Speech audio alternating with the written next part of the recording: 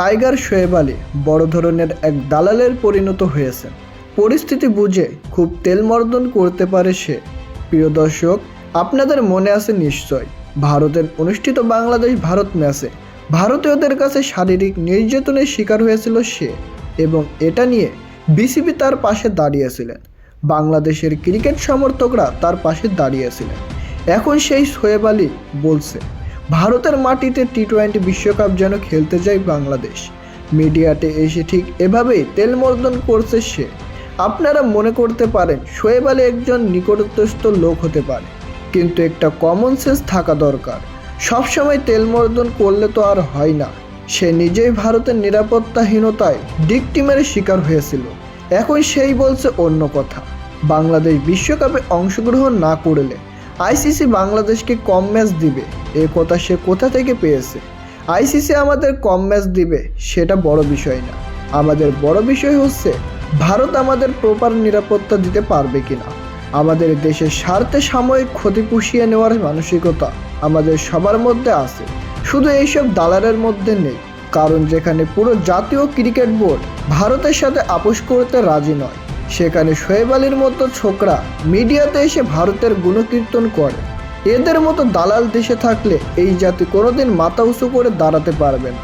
এরা দাসত্ব পছন্দ করে, প্রভুত্ব মেনে নেওয়ার এদের অভ্যাস। এখনই সময় এদেরকে সুন্দরভাবে আপ্যায়নের ব্যবস্থা করা। ক্রিকেট ভক্তদের প্রতি আমাদের অনুরোধ থাকবে, এই দালাল শোয়েব আলী কোনোভাবেই যেন বাংলাদেশ ক্রিকেট মাঠে প্রবেশ করতে না পারে।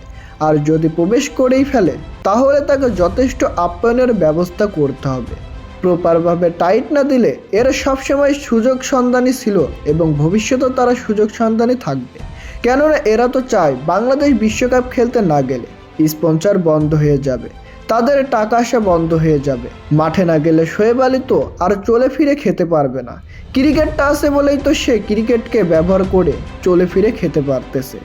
আপনারা যতই বলেন ক্রিকেটের প্রতি তার ভালোবাসা, না, ক্রিকেট থেকে সে টাকা ইনকাম করতে পারতেছেই বলে সে ক্রিকেটের প্রতি এত ঝুঁকে আছে। কই, আমরা তো কখনো বলিনি যে ভারতের দাসত্ব মেনে ভারতে বিশ্বকাপ খেলতে যাও বাংলাদেশ, ভারতের সাথে আপোষ করো বাংলাদেশ। যে ভারত আয়ারল্যান্ডকে 25 কোটি টাকা দিয়ে বাংলাদেশের সাথে গুরু পরিবর্তন না করে এমন একটি চুক্তি করে নিয়েছে, আয়ারল্যান্ডকে পর্যন্ত কিনে ফেলেছে তারা। বাংলাদেশ যেন শেষ পর্যন্ত বিশ্বকাপ খেলতে না যেতে পারে, এই জন্য ভারত কত ধরনের ষড়যন্ত্র করতেছে। আইসিসিকে পুরো নিজেদের নিয়ন্ত্রণে নিয়ে ফেলেছে।